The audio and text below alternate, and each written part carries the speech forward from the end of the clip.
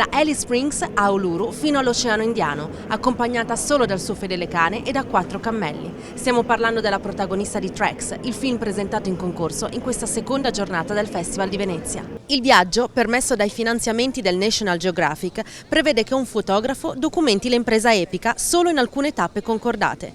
Un bel film con immagini spettacolari e una buona interpretazione della Wasikowska. Onto my trip.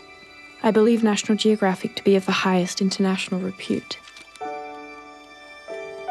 The trip will take me through some of the most beautiful and barren country the desert can show. I'm enclosing a map of my proposed route from Alice Springs to Ayers Rock. The hardest thing was just the journey because, you're dictated by daylight and, a lot of days we'd spend sometimes up to an hour each way to get out there. So for me, like if I was going to single it out, it would be just the distance of getting remote. But, we shot at a time of year where it wasn't as brutally hot as it could have been if we shot a couple months later. And, there was actually a really beautiful place to shoot.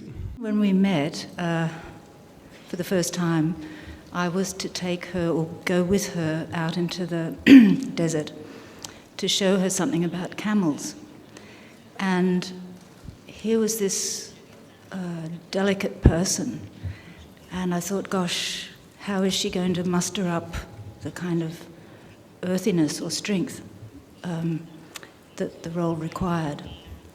Anyway, we met the camels, and very fearlessly she just got straight into it, so that was fine, phew.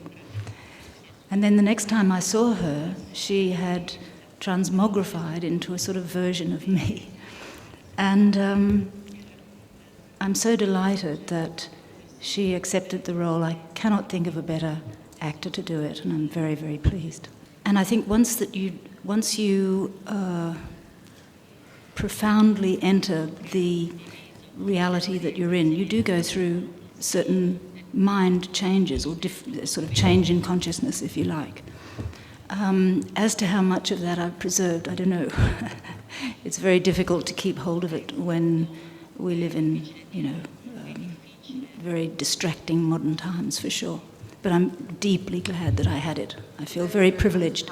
From the first moment that I sort of read the story, I fell completely in love with Robyn's character, and similarly felt a very deep understanding of who she was. I was terrified of meeting Robyn for the first time, and but we had the most wonderful 3 days, I think, in the middle of Australia, just spending time with the camels, and then drinking a billy with with Andrew, our camel man, and it was incredible. And then the journey of making the film was its own micro version of Robyn's journey.